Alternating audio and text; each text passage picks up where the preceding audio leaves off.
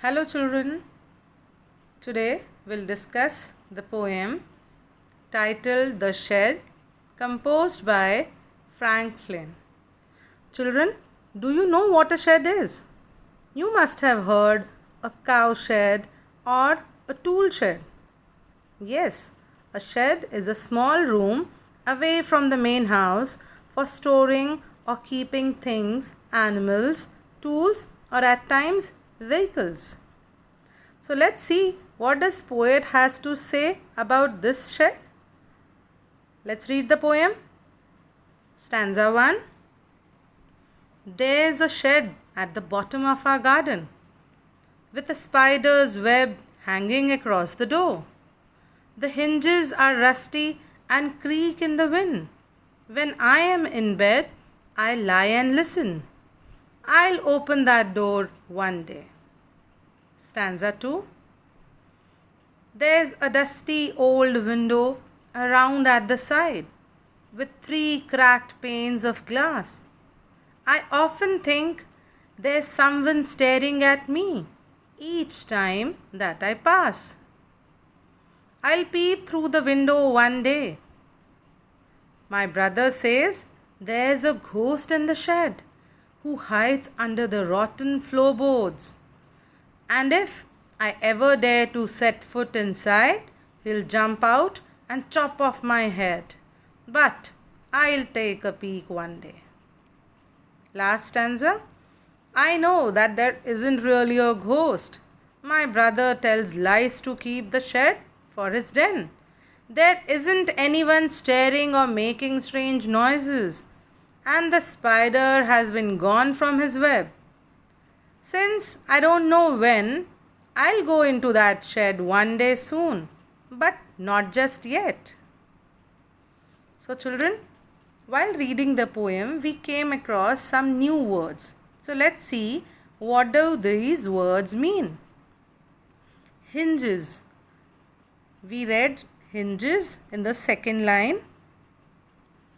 Joints. Hinges mean joints used in windows or doors. Next word, rusty. Rusty means old and having rust. Creak.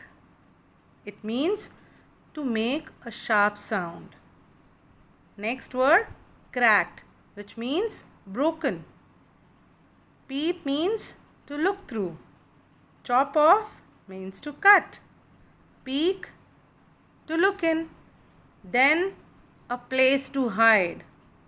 Staring is to look continuously at someone or something. Now let's go through the summary of the poem and try to understand the theme. The poem is about the shed, which is a small room away from the main house. It is located at the bottom of the poet's garden. We have read the poem and we have come across many words from which it's clear that the condition of the shed is neglected. It is in the worst condition. Whenever poet passes through it, he feels somebody is staring at him. His brother threatens him by saying that a ghost stays in the shed who hides himself under the rotten floorboards and who may jump and attack on the poet. But in fact, there is no ghost inside the shed. His brother tells him lie to keep the shed for his den. We have seen what is den. Den is a hiding place. So the poet's brother keeps on scaring him, keeps on threatening him by telling all these lies so that he can have a safe place where he can have his own privacy. At last, the poet overcomes his fear by saying that he'll enter the shed one day soon. So the poet is curious and he is also quite adventurous. So now I hope you must have understood the poem. So for homework, children, what are you supposed to do? You will be writing. First, you will make a beautiful title page in your fair notebook.